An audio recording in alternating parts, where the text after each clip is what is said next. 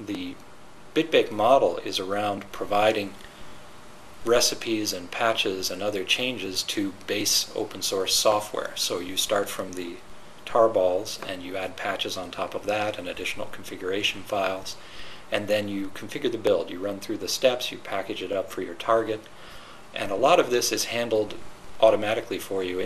For people who are familiar with RPM, the model of being based on archives and then patches being added and then have a configuration file that describes how to do the build is very similar, but Open Embedded takes over for you on many things, like providing a default way to package up those files and put them on the target and allow you to choose different formats to put them into your target environment in the way that makes the most sense for your hardware.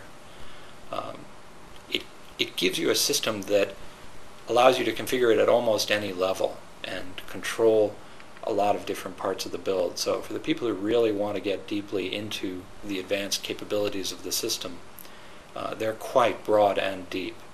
But for the people who just want a simple to use system that allows them to configure their distribution very easily, we have tried to do a number of enhancements that makes this very simple to do. And of course we provide them with a pre-configured and pre-built starting point that makes this very easy. So I don't want anybody to be worried that they'll be overwhelmed by the complexity of this, because we're working very hard to make sure that that's not an issue. But at the same time, for people who want to integrate their own software or even integrate things that they've done with a different build system before, it gives them quite a great deal of power to accomplish that.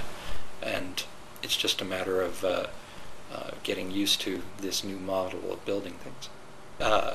As I said, we're trying to stay very close to the community version in terms of what we support in recipes and things like that, and that will allow you to pull in recipes from the thousands of packages that the Open Embedded project has already created support for. We're also creating pre-configured recipes for a lot of popular software formats, so it would be very easily to include, say, a configure-based package or a kernel.org source tree.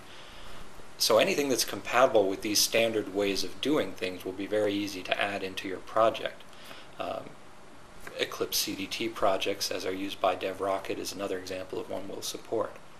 And so you can include these all in your configuration along with the target packages that we provide that you can just list in your configuration, basically say that you want this in your system and configure them very easily. And then produce a complete build environment that can pull these things either from popular source control systems or simply build them from your local system. It can even pull sources and patches from the internet if you want to do that. But we are also enhancing it with the things that commercial developers need, such as the ability to control your source and to know that you have a completely contained set of source within your system, so that you know that your builds are reproducible, that you're starting from a known set of sources, that it won't change on you when something out there on the internet changes. And we're also controlling the environment that the build is done in ways that will make sure that your host environment is not contaminating the build that you do for your target systems. So you could say that we're essentially hardening and commercializing the BitBake software and the Open Embedded model so that it's more suitable for commercial developers. So thanks very much, Joe. So to close, why should I use MVL6 rather than doing roll your own or using the semiconductor distribution? Well, MontaVista provides you with a qualified starting point that we have done full testing on and made sure that it is up to our standards.